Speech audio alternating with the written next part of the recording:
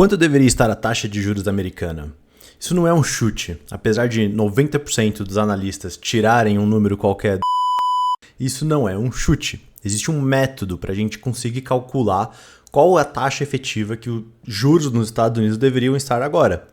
E a gente vai olhar os dados do PCI, que saíram na sexta-feira, e a gente vai chegar nesse cálculo. Eu vou ensinar para vocês como calcular essa taxa de juros do Fed para que vocês consigam criticar aí 90% das pessoas que falam besteira na internet. Então, Kevin aqui, pessoal, e vamos aprender um pouco mais sobre como chegar nesse número da taxa de juros americana, qual que é o método por trás dela, 3,5 que está agora, ele está correto, ele está alto, ele está baixo, deveria cair, subir.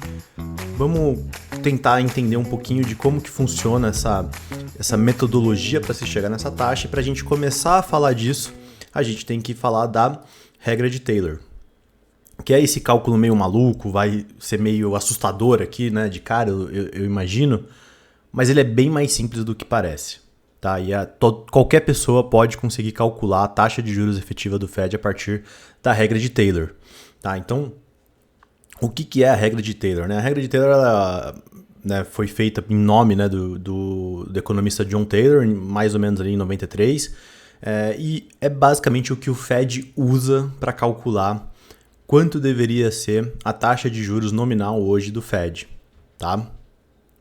Então vamos lá. O que é cada um desses elementos, né? Então o I ele é a taxa nominal de juros, então é onde a gente quer chegar, né? A gente quer saber quanto que é a taxa de juros do Fed, então a gente vai calcular a taxa nominal de juros. Ela é igual a taxa real neutra de juros, que eu vou mostrar para vocês como descobrir qual que é a taxa neutra de juros também, tá? Não é nada de outro mundo. A inflação, né? Então a gente vai olhar o número de inflação, inclusive o do PCI que saiu na sexta-feira. A meta de inflação, então quanto o Fed quer chegar, né? Qual que é a meta dele, para quanto que ele quer que essa inflação vá. As taxas de desemprego e pleno emprego, que também são todas as informações que a gente tem aí disponível facilmente. E esse O com um tracinho no meio aqui, eles são os coeficientes de resposta, eles são mais ou menos ali, né? Quão rápido, né? Quão forte e agressivo deveriam ser os ajustes do Fed, mas meio que por padrão a gente usa meio e 1, tá? Para esses coeficientes, então eles facilitam. Então assim, é isso, tá? Essa é a regra de Taylor, esses são os elementos que a gente vai precisar para chegar na taxa de juros nominal. E você vê que não é nada de outro mundo, tá? É, na verdade, até bem simples. E aí, para a gente conseguir chegar nisso, eu coloquei aqui uma planilha que vai calcular isso pra gente, tá? Então, deixa eu aumentar aqui a planilha. Ela vai calcular isso pra gente. Então, a gente já coloquei aqui os coeficientes de resposta, meio e 1. A gente vai colocar aqui ponto a ponto para chegar em quanto deveria ser a taxa de juros atual do Federal Reserve, ok? Então vamos começar pelo PCI, né? Ele foi divulgado na sexta-feira e o número foi de 3%. Então tá aqui, né? As projeções do mercado eram de 2,9%, ele veio um pouco acima, né, das projeções do mercado. Deixa eu aumentar aqui também, ó. Tá aqui o número, né? 3% de PCI. Depois a gente pode abrir e dar uma olhada um pouquinho mais no detalhe no número, mas vamos pegar esse número agora, que é o headline, né, e vamos colocar aqui. Então, 3% de inflação. Ok. Quanto que é a taxa de desemprego, por exemplo? Aí eu entrei aqui no Fred, tá, que é um site muito bom aqui que você consegue acompanhar os dados em tempo real lá do mercado americano, né, da economia americana. E aí, se a gente olhar aqui para janeiro de 2026, né, a taxa de desemprego nos Estados Unidos está em 4,3%. Tá? Então a gente vai colocar aqui taxa de desemprego 4,3%. Esses outros números a gente vai pegar lá direto do Fed, né? Então esse daqui é o dot plot do Fed, né? Aquele relatório mais completo que o Fed costuma trazer. E aqui a gente consegue ver algumas informações, como por exemplo, qual que é o long run, né? Qual que é o longo prazo que o Fed enxerga para desemprego. Então, se a gente olhar aqui, ó, na época que esse relatório foi publicado, né, a taxa de desemprego ela estava em 4,5, né, em 2025, né, e em 2024 eles tinham aqui uma meta de 4,4, agora a gente já está mais ou menos em 4,3, só que o long run do Fed é 4,2. É aqui aonde o Fed quer chegar, tá? Essa é a meta do Fed, né? Então, vamos colocar aqui, ó, 4.2 é o long run do Fed, tá? Para desemprego. Então, vamos lá na planilha, a gente coloca taxa plena de emprego 4.2, essa é a meta do Fed. E aí a gente tem a meta de inflação. Quanto que é a meta de inflação? Ela está aqui também, ó, PCE Inflation. Aqui são os números que o Fed está trazendo para a gente. Então, olha só, em 2026 o Fed espera que o PCE ele chegue a 2.4, né, que é justamente esse número que a gente viu aqui a 3. Tá? Então, o Fed está esperando que esse número vai cair significativamente esse ano. A gente já vai falar também sobre essa expectativa do Fed. E a meta, o long run do Fed é chegar em 2. Então, o PCE, a meta do Fed é de 2%. E aí a gente já tem tudo aqui, o que fica faltando agora é a taxa real neutra de juros, tá? Como que a gente chega nesse valor? Para chegar na taxa real neutra de juros, a gente vai basicamente ver qual que é a expectativa do Fed para o juros final, o juros terminal dele. Então olha só, aqui é quanto o Fed vê que os juros vai, para onde os juros vai no longo prazo. Então você vê que para 2026, eles estão vendo aqui 3.4, né? E aí 2027, 3.1, 2028, 3.1, long run 3. Então, o Fed está dizendo para a gente que ele acha que ele vai, no longo prazo, no juros terminal dele, chegar a 3%. Se ele vai chegar no juros de 3% com uma meta de inflação de 2%, o que o Fed espera no longo prazo, né? Ele espera que a economia esteja equilibrada. Ele espera que a gente consiga chegar nesse prazo maior com a economia sem ele estar expandindo a economia através da política monetária e sem estar contraindo a economia através da política monetária. Então ele espera que a economia esteja em perfeito equilíbrio. Se o Fed está dizendo para a gente que o que ele enxerga como perfeito equilíbrio é um juros a 3%, com uma inflação de 2%, você tira um pelo outro e o juros real neutro é 1%. Porque essa diferença entre o juros real e a inflação é justamente onde o patamar que o Fed enxerga que o juros não influencia na economia, que a gente tem um mercado equilibrado, uma política monetária equilibrada. Então, a gente vai pegar basicamente aqui o long run do quanto o Fed acha que o juros vai, 3%, com a meta de 2%, então o juros real, né, a taxa neutra real de juros do Fed é de 1%. E aí a gente chega em quanto deveria estar a taxa de juros hoje, 4,4%. E aí você vai falar, pô, então tem coisa errada, né? Porque hoje a taxa de juros nos Estados Unidos está entre 3,5% e 3,75%, né? Aquele intervalo entre 3,5% e 3,75%. Então, o Fed está errado, a taxa de juros deveria estar mais alta, o Fed está atrás da curva, o que está acontecendo aqui, né? Por que a taxa de juros está tão mais baixa do que a regra de Taylor está indicando para a gente? E aí, para explicar isso, a gente vai ter que falar um pouquinho sobre esse dado do PCE e o que tem acontecido com a inflação, com essa taxa real, por que o Fed está trabalhando com juros mais baixos, tá? E é justamente o que a gente já falou lá no vídeo anterior, que justamente o que o Fed deixou nas minutas dele, né, da semana passada, que é em relação às tarifas. O Fed acha que está tendo o impacto das tarifas na inflação. Isso está pegando.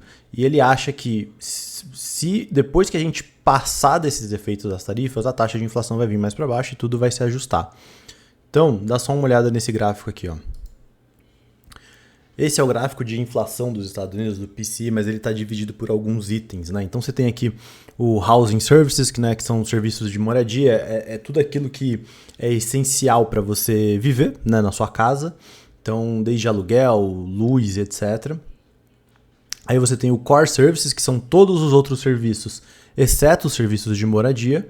E você tem o Core Goods, né, que são os bens de consumo, são aqueles produtos que você compra que não são 100% essenciais ou recorrentes na sua vida, que são compras mais específicas. Então, se a gente olhar, a inflação ela dispara ali no pós-Covid, né, que foi justamente quando o Fed teve que começar a subir juros e tudo mais. E aí, com o Fed subindo juros aqui entre 22 e tal, lá para final de 2022, início de 2023, a gente começou a ver a inflação de fato caindo, né? E ela entrou numa tendência muito forte de queda. Você vê que todos esses itens da economia americana entraram em uma tendência forte de queda. O que aconteceu, né? O Fed começou a cortar juros aqui, né? Então foi aqui no final de 2024 onde o Fed começou a cortar juros. Quando o Fed começou a cortar juros, você começou a ter um repique do core goods, que é justamente aonde está a preocupação do Fed hoje. E se a gente olhar mais recente, você tem esse spike mais forte da inflação vinda principalmente de bens de consumo, do core goods. O Fed tem dito pra gente que ele acha que isso está acontecendo, isso tem acontecido por conta das tarifas do Donald Trump. Por conta dessa política do Trump de tarifar o mundo, e isso fez com que você tivesse core goods subindo, essa inflação mais alta.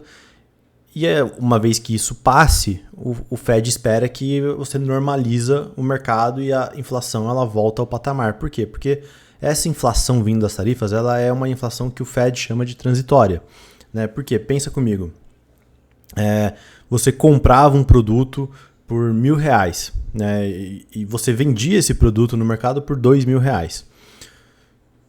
E aí, de repente, você foi tarifado. Então agora, para você comprar esse produto, você tomou uma tarifa de R$300 na cabeça. Então agora vai te custar R$1.300 para comprar esse produto. Se você não quiser perder a sua margem de lucro, o que você vai ter que fazer? Repassar esses R$300 para o seu consumidor. Então você vai ter que vender o produto a R$2.300. Uma vez que você tenha feito isso, que você agora está comprando produtos a R$1.300 e repassou todo esse preço vendendo a R$2.300 para o seu consumidor final, no mês que vem, você não vai ter outra tarifa de R$300. Vai continuar sendo aqueles mesmos 1.300. Então não teria uma tendência da inflação continuar subindo por conta das tarifas. Ela é um efeito direto que acontece uma única vez, né, e não se repete. Então é nisso que o Fed está apostando. Para vocês terem ideia, o core goods, o Fed ele estima que ele está tirando mais ou menos 50, que ele está acrescentando, na verdade, mais ou menos 50 basis points na inflação, no PCE. Tá? Então aquele dado que a gente vê de inflação, esses 3%, o Fed acredita que tem mais ou menos 50 basis points aqui a mais por conta das tarifas do Donald Trump. Então ele está contando que esse número vai cair mais perto lá da meta dele, que é 2,4 para esse ano. Tá? E aí se a gente ajustar isso aqui, se a gente tirar 50 basis points do PCE, olha só, a taxa nominal de juros chega mais ou menos aonde o Fed está hoje, 3,65. Hoje a gente está entre 3,5 e 3,75. E aí a conta fecha. Né? Então, assim, é esse o cenário que a gente tem desenhado hoje. O que tem preocupado o mercado, especialmente em termos de inflação, é esse ponto específico das tarifas. O Fed acredita que o que está fazendo com que essa inflação, esse PCE, ele venha levemente mais alto do que as projeções que o Fed tinha inicialmente, são as tarifas do Donald Trump. É nisso que eles estão apostando e é justamente isso que eles estão acompanhando para saber se de fato vai abrir mais espaço para cortar ou não os juros, né? Porque a taxa de desemprego, a 4,3, ela está a um toque aqui para ir para o pleno emprego, né? Para a meta do Fed. E aí a inflação, se de fato a gente estiver falando de 2,5, né, se isso voltar para 2,5 depois dos efeitos das tarifas passarem, você tem aqui uma tendência, né, de obviamente vir mais para baixo. Então, se o Fed manter esses juros um pouco mais alto do que isso, ele vai estar correndo o risco de estar pressionando muito a economia no curto prazo, que é o que ele não quer fazer. Né? E se de fato esses números casarem, começarem a realmente aparecer, provavelmente daqui a 6 meses, né, a gente vai começar a ver espaço para o Fed cortar de novo juros, para o Fed continuar esse caminho de ciclo de corte de juros, supondo que esse cenário de queda da inflação, de inflação transitória por conta das tarifas, ele é real, ele de fato vai aparecer ao longo desse primeiro semestre, e aí a gente talvez abra espaço para o Fed continuar cortando juros no segundo semestre com o Kevin Warsh. Então agora que você aprendeu como calcular as tarifas do Fed, como olhar melhor para o PCE, o que está de fato influenciando o PCE aqui, considera se inscrever no canal, deixa seu like nesse vídeo. Se você tiver interesse, tem o link aqui embaixo do nosso grupo fechado, você pode ir lá acessar e vir aqui conhecer todo o conteúdo do grupo fechado também, onde a gente tem mais informações de mercado, tem ideias de trades, tem morning call todos os dias, onde a gente fala de mercado. Então usa o link aí, vem se inscrever também. E é isso, qualquer coisa estamos aí, valeu!